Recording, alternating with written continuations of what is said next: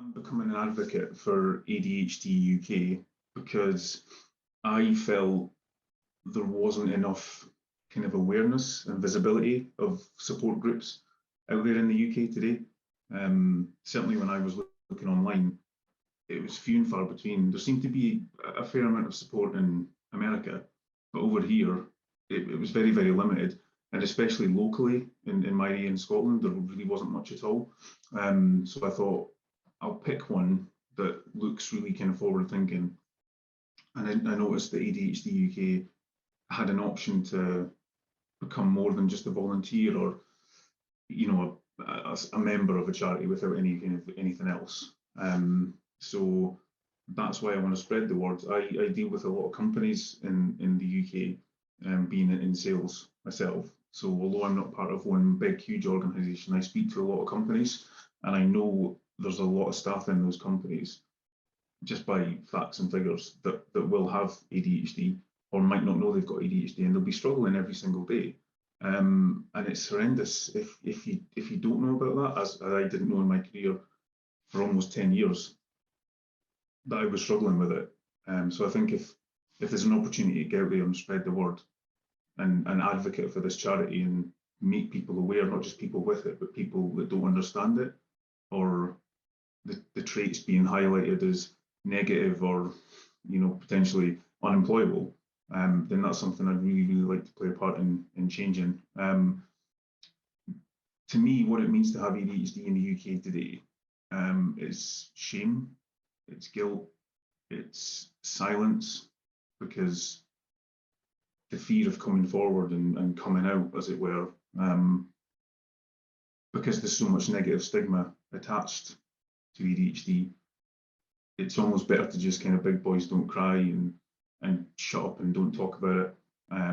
You get your head down, drive through the barriers.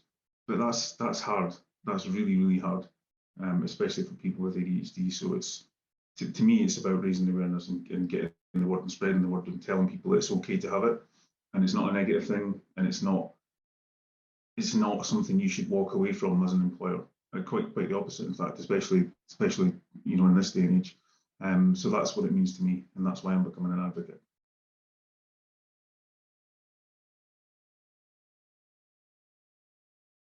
It all started when one of my childhood friends took his own life, and I wondered then if there was something that I should be more aware about in my mid-20s. So I kind of always knew it was something different, just by not really relating to things or the complaints people had. So I got a couple of books about mental health, and specifically for my daughter, to try and, healthy mind, healthy child, and all that sort of stuff. And the more I read about it, I was like, there's more to this, I think, than kind of meets my eye. And I was struggling just with basic stuff all the time, and I wasn't getting better at it. And I thought, how can I not be getting better at this really simple stuff? I must be really stupid, like breathtakingly stupid, not to be able to cope with just normal stuff. And because it was kind of I'd had first-hand experience of it, and it was the word on people's lips in Dundee, especially. It's got quite a high suicide rate, and it's not exactly the most affluent of areas and whatnot. So I bought a couple of books on depression, and I wasn't getting on well in my relationship, my marriage at the time, and I thought I must be depressed. I don't know what else it could be. So I went to the doctors and just tried to fumble my way through an explanation of no motivation and can't really get out of bed, don't want to get out of bed, and immediately they just went antidepressants. So from there, that was like the worst thing I could have done, because it amplified all the things that I struggled with in the first place. And I was like, this is not supposed to make things better, and it just made it worse and worse and worse. And I was on Mind, I think it was, just trying to find out if it was a specific type of something that I wasn't treating. And I saw like the symptoms of ADHD, and I was like, holy moly, that is exactly what I have. Wow, that's incredible. So I said to my now ex-wife, I think it might be this, not these tablets. And she was like, well, just keep taking the tablets and go and ask the doctor about a psychiatrist appointment. And the appointment they gave me was 9 months away. They had the option to go private, but it was a lot of money for potentially, something that might not come to anything. And at the time, as a young family, it was like, well, you can't really afford to do things like that. I think it was £350 or something for initial assessment. So waited the 9 months on those tablets, and in that time, the marriage completely broke down, split up with my ex-wife, and went to live back with my dad. And that was my route to diagnosis. I had to go through a questionnaire with my mum, which was awful because it was just so obvious, and it was like, why did you not highlight it? And it was just like, well, just bad behavior. What more is there? Most people want to put a label on things. It's just, you were a difficult child, and it was like, Jesus, that doesn't make it any easier. So did that, and then got put on, I think it was Ritalin for about 2 days, and then got changed to Concerta, and that was that. Left because it was a locum that diagnosed me. So when I went back, I think there's supposed to be a thing called titration. I never had that, so I just was left on these tablets. Went back after 6 months, and it was another locum who didn't really understand. I didn't think that they understood what I was telling them. So that was really unhelpful, and I was just kind of left. So I bought books, Driven to Distraction, and other books like that to try and understand it a bit better. But it's all very well reading it, but it's being aware of those things and putting them into practice. This is so difficult on your own. And then the pandemic came, and I changed GP practice. So I didn't realise, but that changes you in my area. That changes you hospital, psychiatric hospital. So I wasn't on anybody's list because it got lost in the. So I hadn't seen anybody for 2.5 years, and I thought, right, okay, probably because I was having side effects and stuff. They told me 6 months, and I haven't seen anybody in 2.5 years. So called them up, and I'd been lost in the system. So I got put at the back of the new client waiting list again. So another 12 months. And that's just to get a review for something that they've put me on. So it's been a horrendous experience, just awful, really, really awful. And in that time, obviously, it's been like a complete roller coaster of things. What's the side effect? What's the side effect? Coming off the tablets, going back on them, no support whatsoever apart from groups and forums. And again, that's another reason why becoming an advocate of ADHD UK is important to me, because I struggled. I really did struggle with just the complete lack of support and knowledge. And I thought I knew about it because of the stuff I'd read. But that's really, really different to being aware of your own behaviours and your own insights into your own way of doing things. So it's not been a pleasant experience. It almost was like, there's an answer. And all those questions you've got now that are different to the questions you had before, good luck. So it's been pretty tough.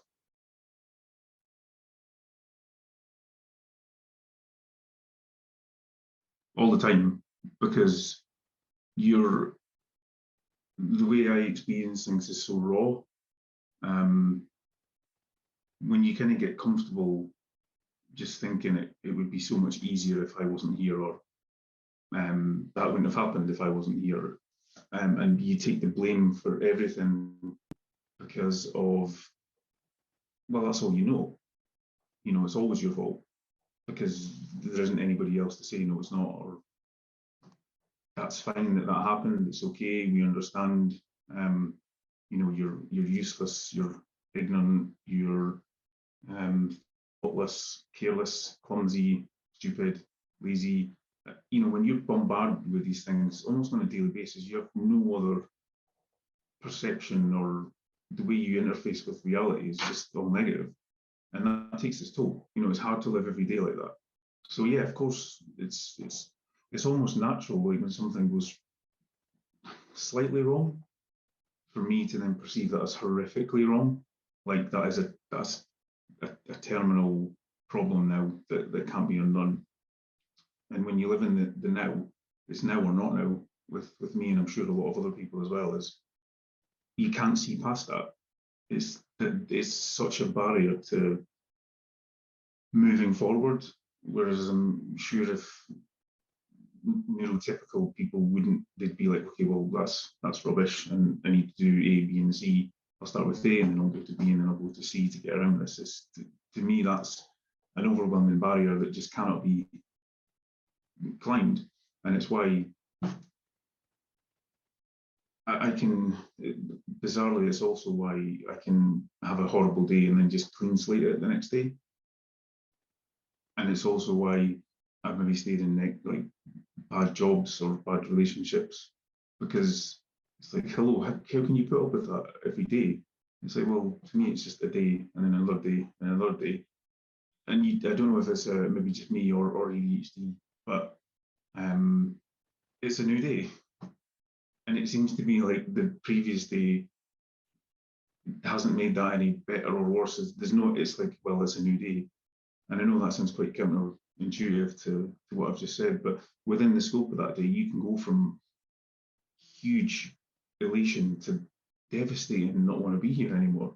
You know, to the point of you're really thinking about, right, what way do I want to go? And it shouldn't be like that. It really shouldn't be like that. But like I say, when you're in your own head, you don't really have, there's no sounding board, there's no mirror to go, you're just being completely crazy with that train of thought now, but you just can't kind of escape it. So it's kind of a constant flow of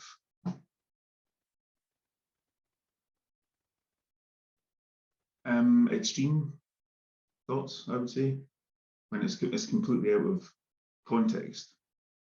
And the real tragedy for me, thinking about that more, is there is a lot of people that will have taken their own lives because of just raw emotion.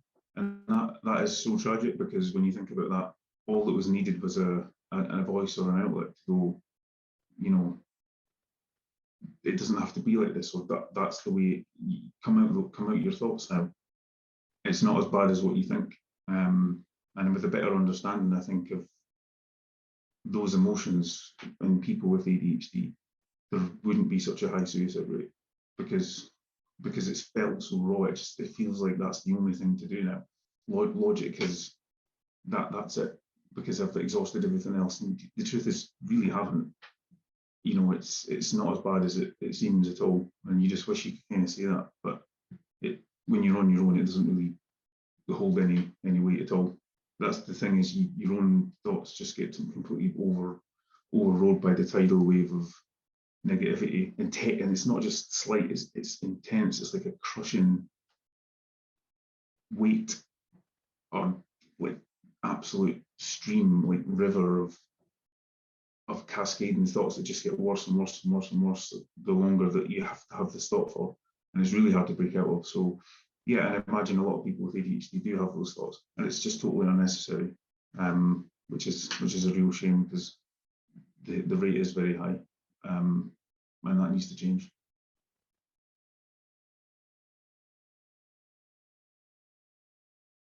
I would like to tell people that all the negative, so the one thing I don't like, the one thing I hate the most is lazy. I think because if people knew how hard, from my own experience, I tried to fit in with the swirl that we've designed for ourselves, that is not a word that would get put anywhere near me.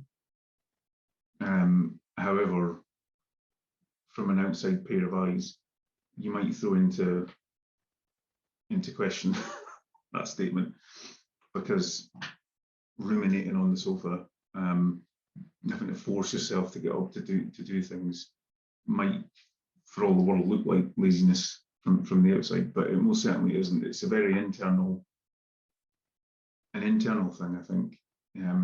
People just assume it's a young kid running about screaming, swinging from the lamps. But the reality is, it's a lot of it's inside that you can't see. You can't see the 30 radio stations all playing different channels at the one time and not being able to listen. You can't see. It's not a choice, I think, is the big message. Is I'm not choosing to not listen, or I'm not choosing to not do that, or it sounds like rambling now, but I guess that's exactly the point. Is it's hard to quantify, but I'd like to tell people that it's not a negative thing, and it's not what you think it is, because I haven't told really many people about this at all, that I've got this, because of the stigmas and the negative connotations attached to it, and the fact that potentially negative behaviours could be just labelled as that. It's a very complex and confusing thing, even for people with it. So it's not unusual, or it's not horrible to think that people don't understand it, because even people with it, as me speaking from personal experience, it's a confusing thing. Oh my God, it's a confusing thing to have. Never mind to experience, as a partner, or a parent, or a sibling, or a friend, because the way other people behave and do things, and the way people with ADHD behave and do things, it must be confusing to experience that, because black is not always black and white is not always white, and I sometimes do things that the outcome isn't always the intended outcome, or I do things and I don't expect that as a consequence. So yeah, it's just patience, I guess, would be required. But I think educating people more that it's not running about with pots and pans and smashing them into cupboards. It's definitely an internal struggle with emotions and self-regulation and just self-awareness. And I don't always know the consequences of my own behaviours, and it's like, how could you not know that? Well, because I've got ADHD, that's why. And that's why I think there's a lot of negative connotations with it, because it potentially looks from the outside, if you don't want to engage with it any further, that that person is strange, they're distant sometimes, but also overly friendly other times. They're warm and they're cold, and they're really enthusiastic and then almost depressive, and it's just it's a disorder of complete polar opposites. And depending on what opposite you get on any given day, that must make it hard to interact with. But if people knew, and people weren't so ashamed to say, look, I have this and this is what it means, here's a battle card with how it works, do you understand that, is that okay? Then I think the world would be a better place for us, because we wouldn't have to consistently and constantly explain why we do the things we do, because we can't really, and that makes it hilarious when you try to. So it's difficult.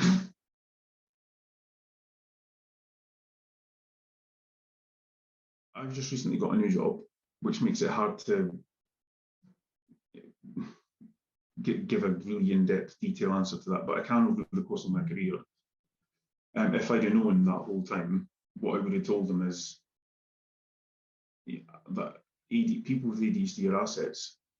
The one thing that our whole education system is designed to do is stamp out creativity and stamp out ideas and make you follow a factory line, right? And if your job is to get from A to B, fine, don't question anything, do what you're told, and exist. And a lot of people are happy with that, and that sometimes is what business owners or organisations want from their staff. It's very well defined. This is what we do. This is how we do it. Great. But where that's not the case, and you need ideas, and you need creativity, and you need somebody to think outside the box, or people to think outside the box, then the person with ADHD just might be the answer to that problem that you can't solve. And if we stripped away the fear of, coming forward and saying this is what I need for my working environment, I might need it a bit different to everybody else. But even when you look at what would benefit somebody with ADHD in the workplace, it would benefit everybody if the workplace was like that, which makes it even more frustrating, really. But yeah, I mean, certainly it's what they think it is what it's not. And it's all the traits, those negative connotations, the things like laziness and the shooting from the hip and, not thinking before you speak and all that sort of stuff. It scares people because they immediately think, well, why would I want that in front of my clients? But that's missing the point completely and doing a complete disservice to people with ADHD, because it's those people that essentially, businesses are there to solve problems. It's as simple as that. And if you can't find a solution to a problem, you're no longer relevant. And the person with ADHD thinks weirdly and strangely enough to potentially be the answer to that problem that you've been looking for. And they need a different environment, and the traditional workplace 9 to 5, sitting in a cubicle, or it doesn't really work or serve us best. It's the wrong environment for us to flourish. And then they wonder why, when I have to let you go, when I have to fire you, you've not hit your metrics, your KPIs, whatever else it is. If they knew that that person was probably better served in this function or that function, I mean, at the end of the day, does everybody not want what's best for their employees, because they're there to make them money, essentially? And if they gave them the right tools and the right environment to do that, I just can't see how that would be a bad thing. But again, it's that basic fundamental misunderstanding of what is ADHD. Because the first thing that jumps into people's mind is disruptive and lazy and can't concentrate, can't focus, doesn't care, and all these negative things. Well, I'm sorry, but that just is not true. Not true at all. Just need a chance and support. And it might not work in certain, certain careers, certain industries. It might just not work. But that's fine, because we know that, they know that, everybody's happy then, and you can kind of go towards the environment or the career that you're suited for. And how could an employer not like that? That's what kind of I'd like to tell, not maybe just my employers, but all the employers in the UK, that if you put a square peg in a round hole, of course it's not going to fit. But matching, and I'm a big fan of like personality traits and the basic things, the questions you can ask people to try and find out where they might be best suited. I think at a very base level, it's not looked into enough. I think there should be more of that potentially, and then matching people up with the careers that they're suited for. I think that would be a really, really good thing to do, and I know a lot of bigger organisations are doing that, to try and kind of match people to the best suited type career. Is a really, really good thing, because it saves the pain of having to struggle through that. But yeah, I think employers need to know more about what it means to have ADHD, and they definitely need to know more about what it means to be able to support somebody with it, because that might just be the diamond in the rough that they've been looking for.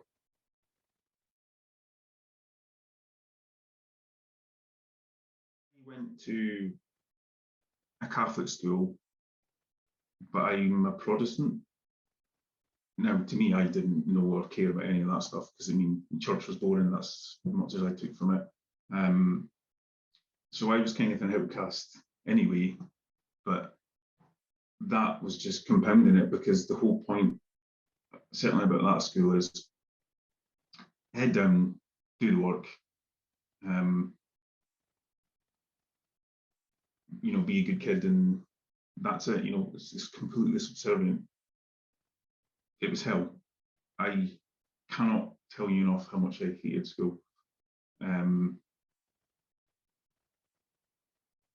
It was just rubbish. So I don't even know what I'd like to tell them, but the support just wasn't there at all. I mean, I don't know if it was a religious thing, maybe, I'm not sure, but it was just like, don't mention anything, just, keep your head down and do the work and it'll be fine. So I've predictably failed everything, didn't leave with any real qualifications at all. But yeah, I mean, it's trying to, I think a lot of ADHD is genetic, but environmental as well. And especially now in the age of the distracted parent, what's this going to look like in 20 years' time is quite a scary thought. I just think, again, the same as the workplace, is the support and the education needs to be there. The worst thing for a parent is to have a disruptive child, no doubt.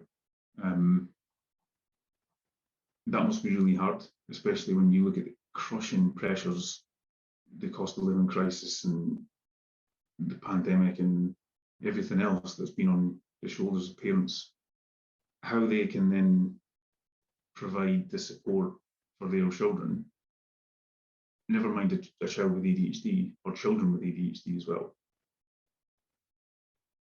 I can't, in my head, I can't see how that can end well.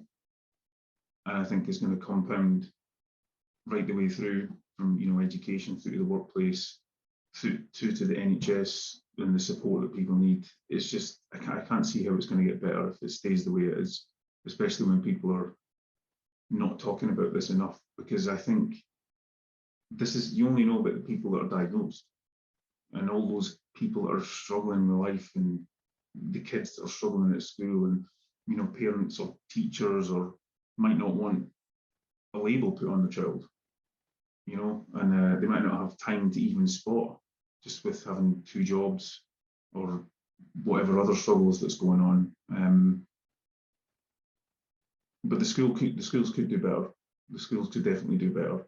I think they've made great steps with autism and support for that, but they need to do the same with ADHD as well, because it's a very, very different thing. And I know you can have both, but the needs and requirements of a child with ADHD just aren't acknowledged at all. And that needs, again, that needs to change. It needs to be education. It needs to be okay for your child to have that and be diagnosed with that. That's okay, is what I would like to tell parents. It's like, that's not a bad thing. And if you can get the support early enough, that's a good thing, because they're the ones that will have the ideas and have the brainstorms that neurotypical people might not have or might struggle with. So yeah, it's okay to have it, and we need to get more support.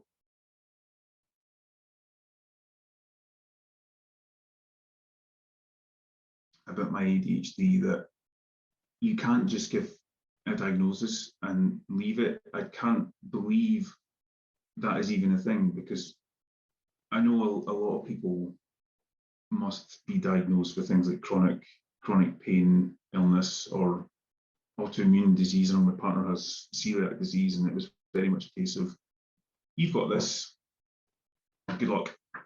And it's just, is that really the way we should be supporting our nation? I mean, I just can't believe it's like, there's the diagnosis, now go into the wild and good luck with everything. I can't even remember if I got a note, like a booklet or anything. But even still, that's the assumption that the person will read it, or a book, that they will read it. And if they read it, will they understand it? And like I say, I thought I'd made great steps in understanding what ADHD meant to me. And I read some of the books and I thought, great, I understand now. I did not have a clue, because your lived experience is so difficult to I guess, understand in relation to what a book says. You really need the support of a person there, because we struggle with like deep thought and challenging thoughts. it just flows. It's just a constant flow of stuff, and it's really hard to kind of stop and pause and go, right, what did this mean? Why did I do that? Or why do I think I want to do that? Or should I do that? Or should I not do that? Or all these other things that you really have to kind of learn not to control, but just to be aware of.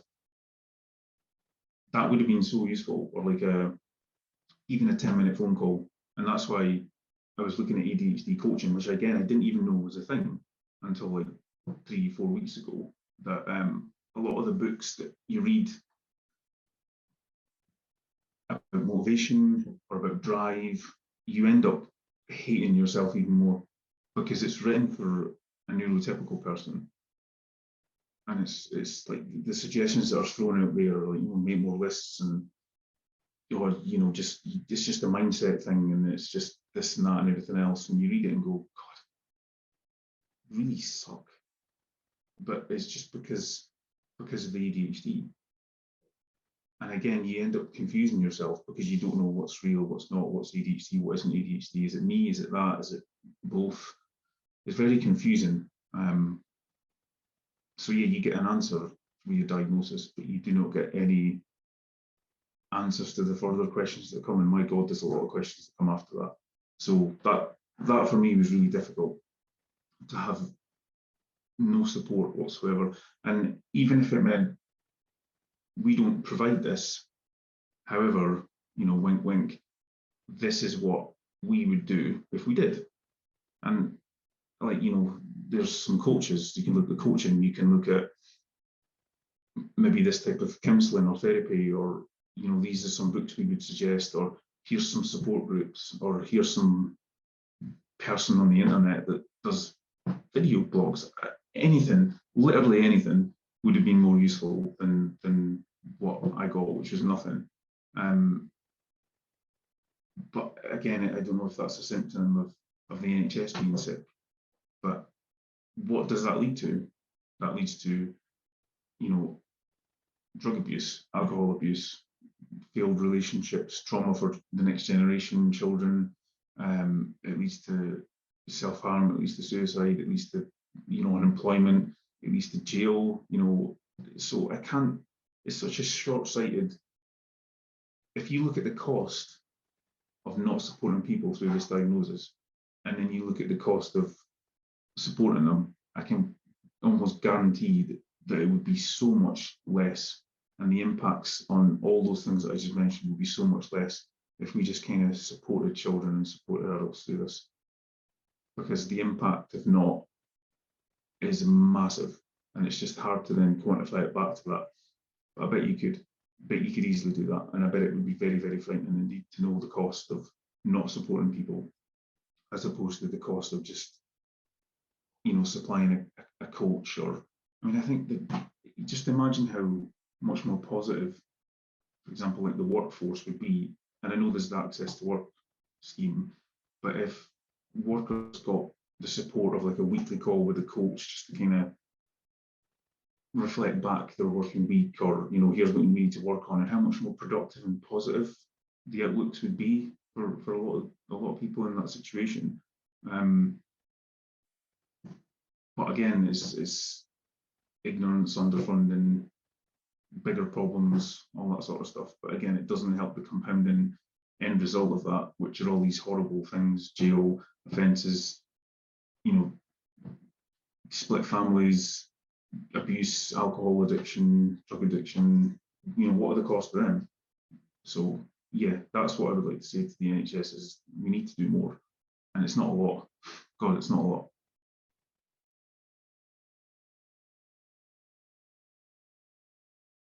I'd like to tell my friends that I'm not ignoring them, or bad at messaging, or bad at arranging stuff or organising stuff. It doesn't mean I don't care.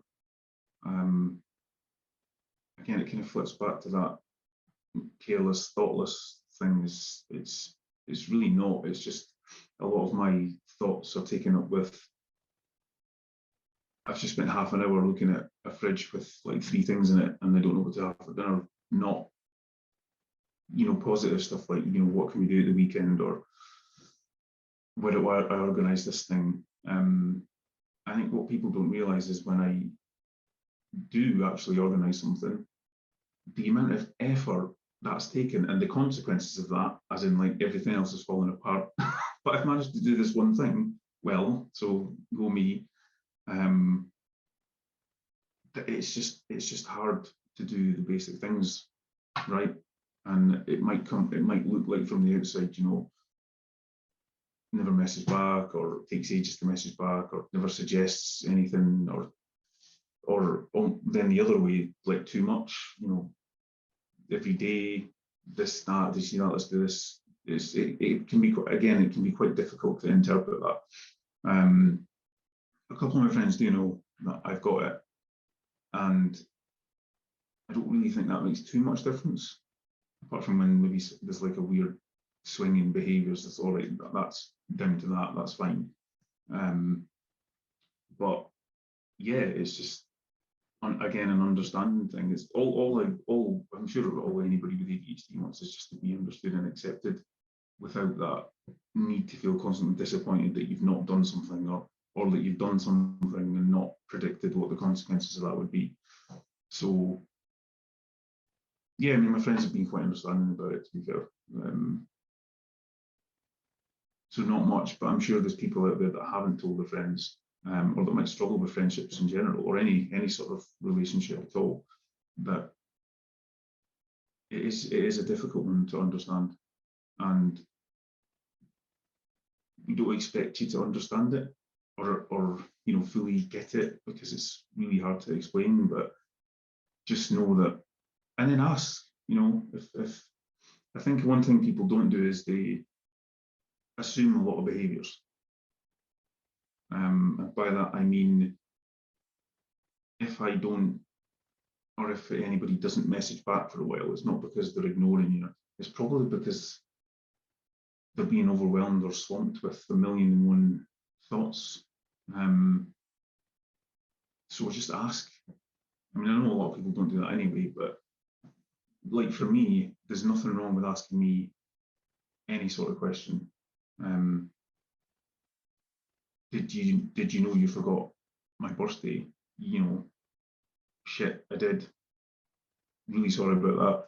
This is why, because I was like down a rabbit hole on YouTube about how rabbits live or something, completely random, and it's not my fault. I'm really sorry, but I will make it up to you.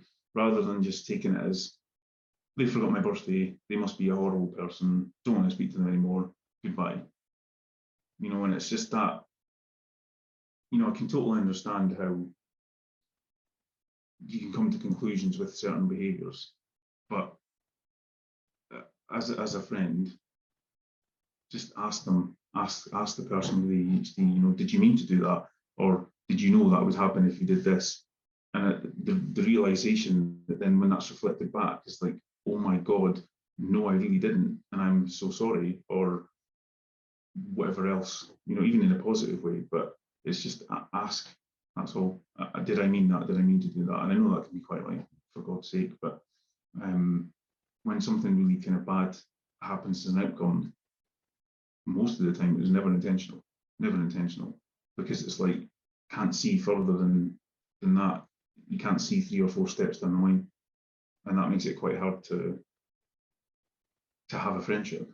Definitely does make it quite hard to have a friendship. And like the natural thing to do would be this. Don't really get that. You don't really think like that would be a nice thing to do. And sometimes you do, but most of the time you're thinking about completely random stuff, or just nothing at all. And that makes it hard to be aware and self-aware of the environment and stuff around you, which makes it then potentially hard to be a good friend if you're not paying attention to things and spotting things that, oh, that's a really thoughtful thing to do. Like when I do something like that, that's like really an extreme, my God, I must care a lot, because I really did pay attention to that, but it's always at the cost of something else. So that's what I would tell friends about ADHD is, just ask the question, if something happens as an outcome, ask me if I meant it, or did I know? And probably I didn't, but that's okay.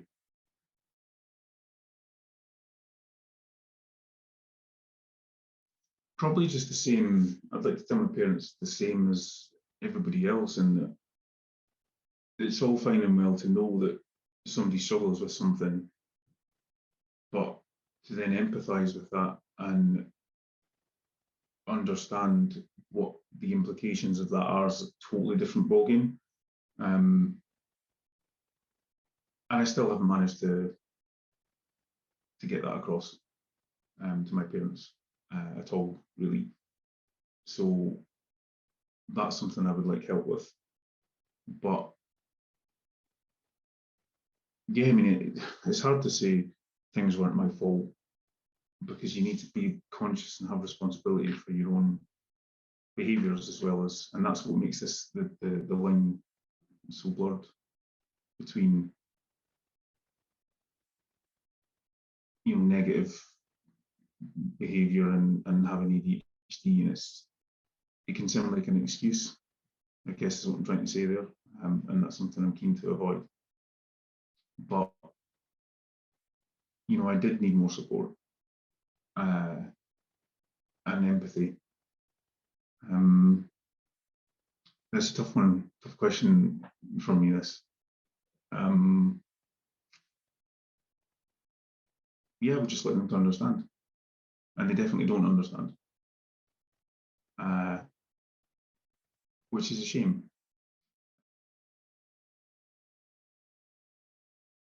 It's almost intertwined between who you are and what you do, and then the symptoms and the struggles, and it's really hard to know, is that me, is it that? And I think I've kind of come to the conclusion that it's one and the same. As in, if you waved a magic wand at me and removed ADHD from me, I don't know what you'd be left with, and I don't like that. So I would probably, I'd probably keep everything the same, because even through all the struggles and all the pain, I still like who I am. And I guess the hardest thing to accept is that it won't get better. You know, I can't, no matter what I do, or how many books I read, or how many things that I do, I can't improve on it. But I spent so long trying to, and I failed every time. Fail, fail, fail, fail. So I guess I'd like to get better at certain things, but I know I can't. But if you remove them, that would take away the good stuff as well.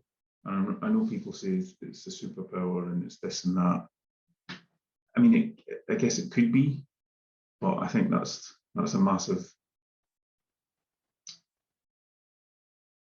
I feel like that's kind of taken away from the negative bits as well, because if it's a superpower, it's like you're normal, and then there's a really good bit.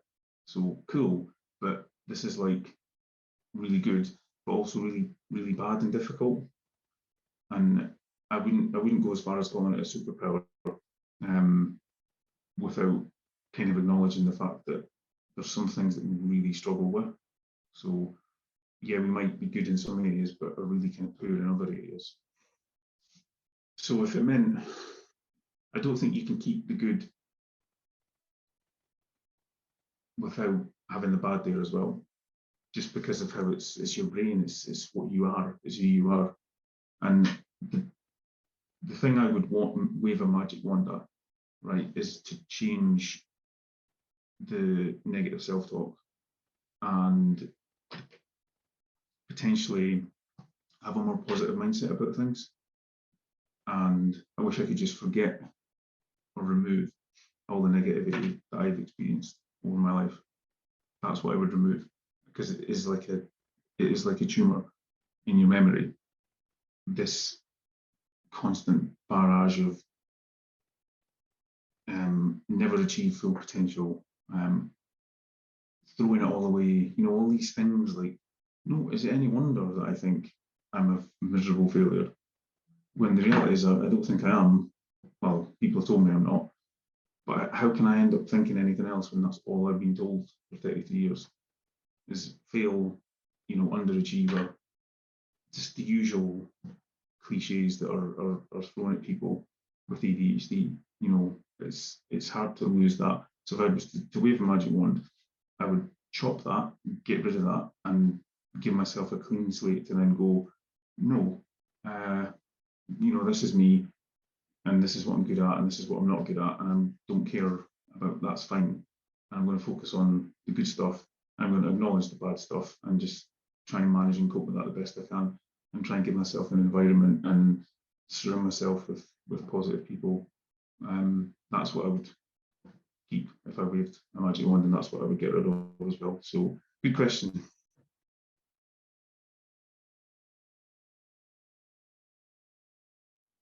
I have tried things. By God, I've tried things. Trying to put the keys in the same place and try to put my wallet in the same place, and it just doesn't work. None of that stuff works for me. I'm hopeless when it comes to like organizational.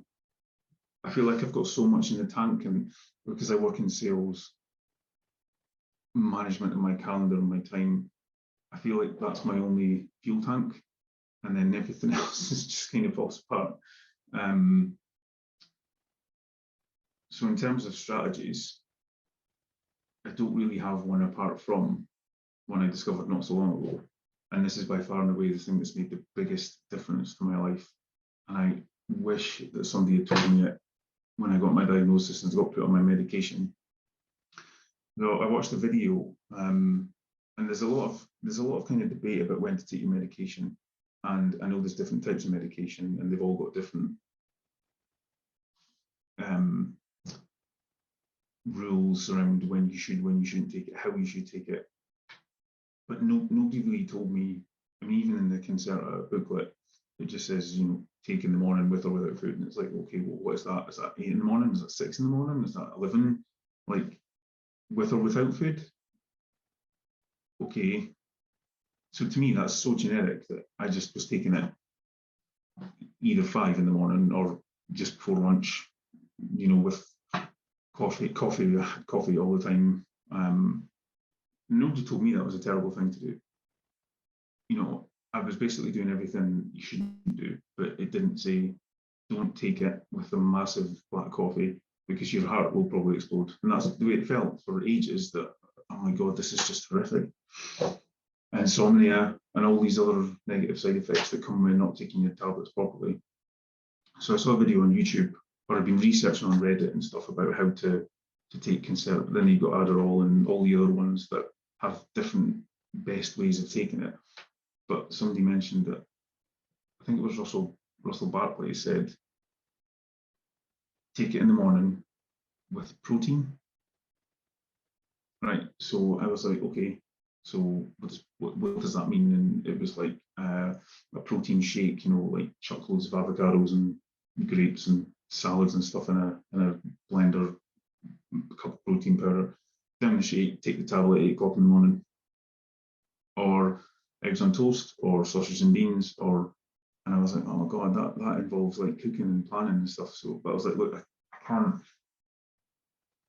keep having these side effects and the anxiety and the mood swings that would come from the Concerta. So I thought, I'm going to do it. I'm going to do this, and I wonder how long I can keep it up for, and remove caffeine altogether from my diet.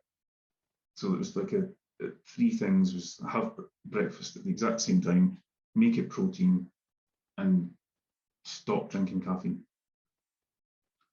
So did those 3 things. So I've been having my Concerta at 8 o'clock every morning, get up at the same time, have either a shake or eggs, sausages, bacon, whatever else, just to have that tablet.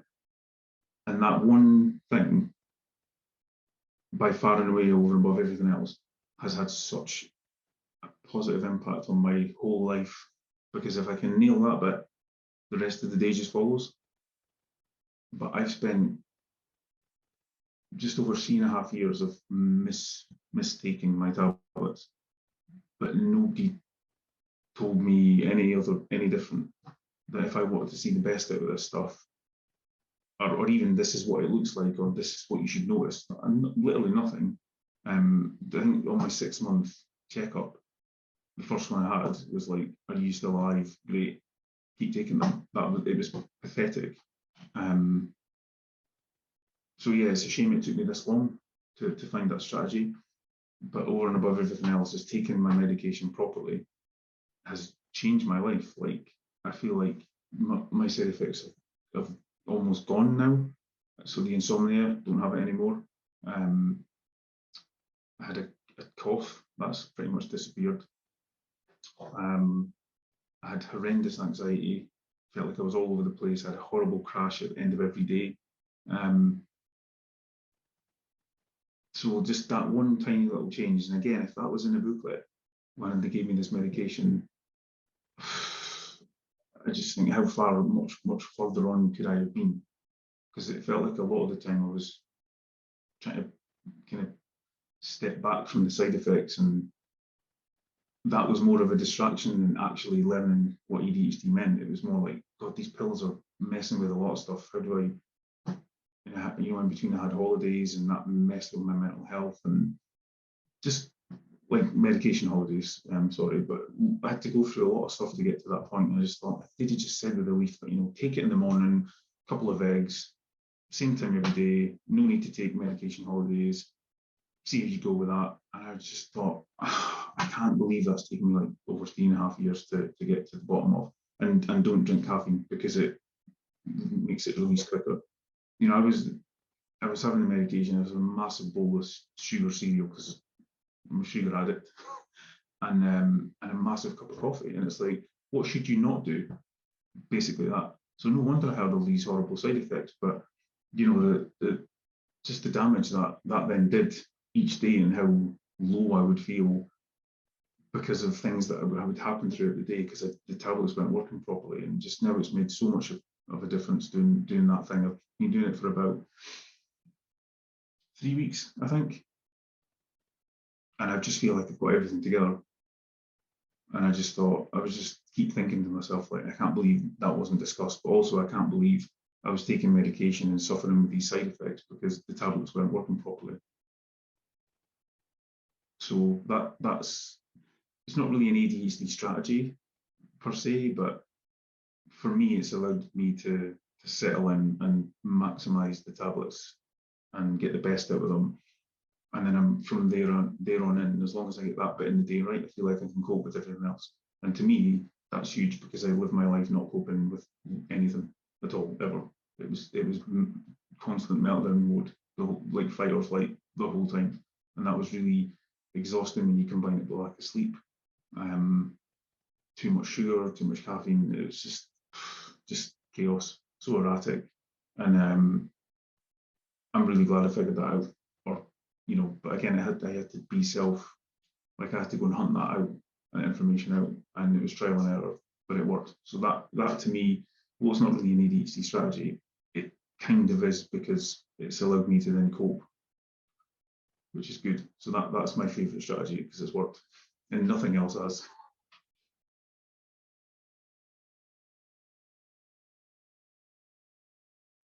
I mean, how long have you got?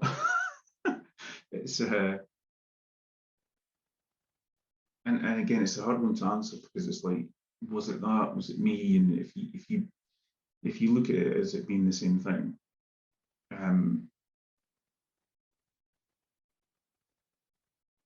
see, I'm not sure because my life's kind of done that.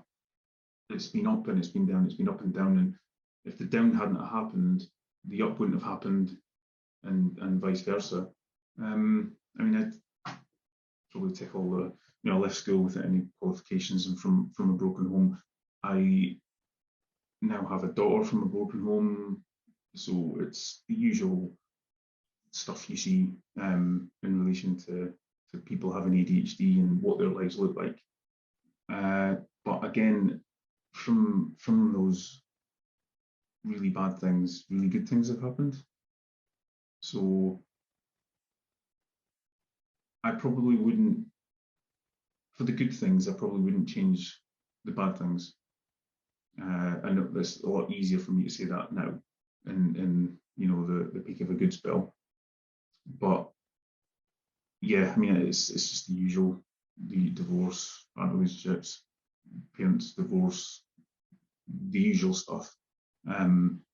And I think you said to me like the way I just kind of go, oh yeah, that stuff, that bad stuff, and it's like life-changing events. But to me, that's probably a trauma thing. How I cope and just go, it was always going to end that way, wasn't it? Because well, it's me, isn't it? So, and I reckon that's what a lot of people do, is they just kind of expect everything to just turn to crap eventually, just by virtue of that's all that's happened to them their whole lives. But yeah, I mean, there's a number of things there, but I wouldn't really call it any too different from anybody else with ADHD. I think some of the worst things are when something happens that you didn't expect, but to other people it was obvious. So like, well, it was obvious that you were going to get fired from that job, but you genuinely didn't see it coming, and that makes you question reality, and that makes you feel really alienated. So I think rather than looking at it as one particular thing, it's like a constant flow, and I wish I could have the foresight to know doing this will result in that. And that's something that people with ADHD really struggle with, is like the next steps of what's going to happen, and logically putting these behaviours, or you know, whatever you say, this is going to be the consequence of that, because it just doesn't register. It's just in the now, in the here and now. This is what I'm going to do, and that's probably the worst thing about having ADHD. It's not necessarily one terrible thing or that terrible thing, and now everything's fine. It's more of a, when you exist in this world, not knowing the impacts of what you're doing and the consequences of what you're doing really does make it quite alienating for the people around you as well. So that's probably the worst thing. That's probably caused a lot of the worst things that's happened. So that little thing right there is not knowing what next. And it gives you anxiety as well, because you're like, shit, you know, have I done something in the past couple of weeks that's going to end in something totally catastrophic? Or when somebody does something like not reply back to you, you're like, oh my God, what have I done? Like, have I, and then your memory is like all over the place. You don't really have a good memory. It's like, have I done something that I don't even know I've done it? And that can leave you questioning reality as well. So, and that's not a nice thing, because sometimes it's totally fine, but you're still thinking, oh, there's something catastrophic about to happen. So yeah, that's probably the worst ongoing thing. But in terms of the worst things, it's the usual stuff.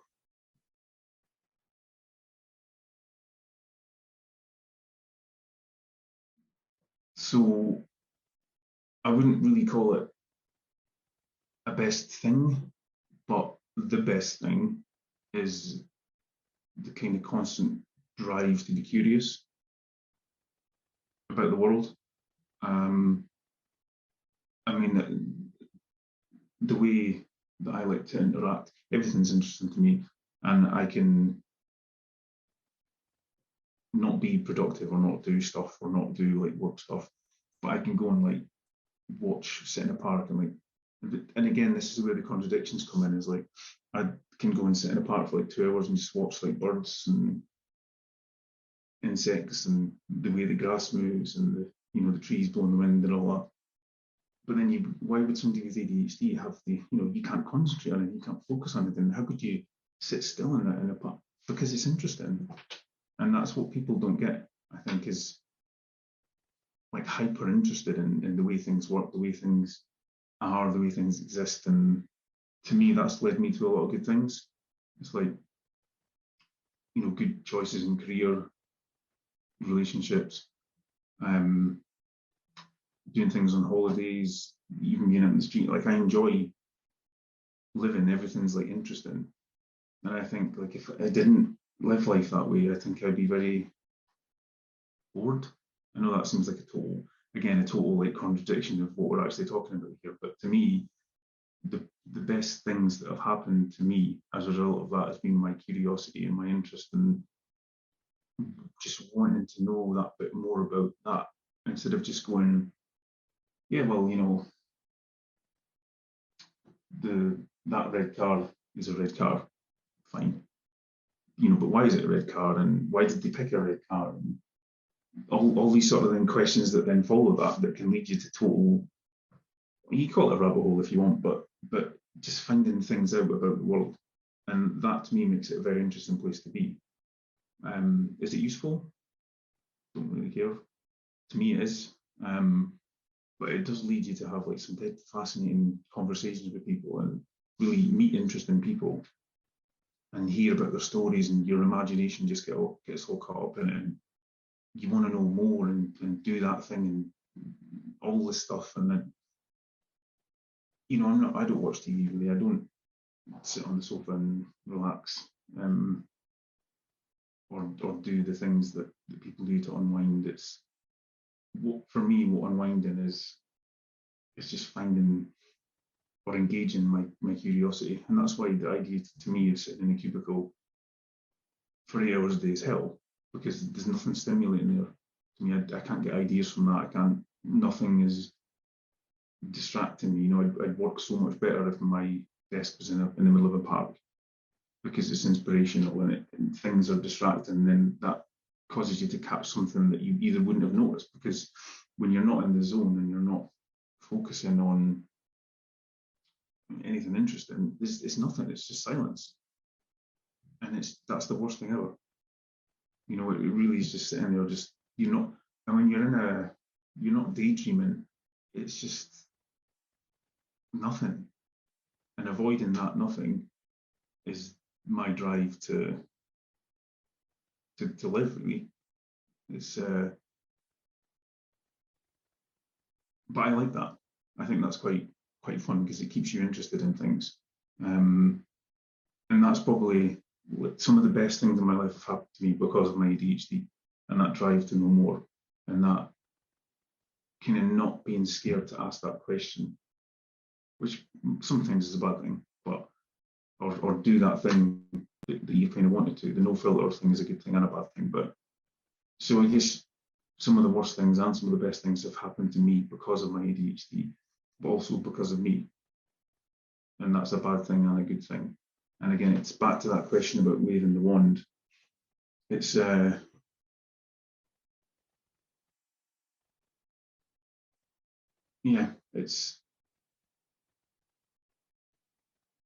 it's hard to put it down to one thing.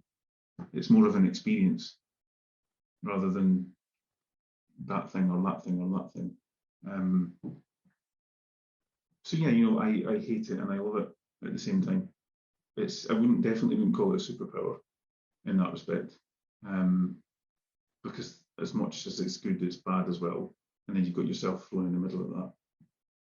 But like I say, some of the worst things and the best things have happened to me, and because of my ADHD. I know I wouldn't have had them or experienced them if I hadn't had it.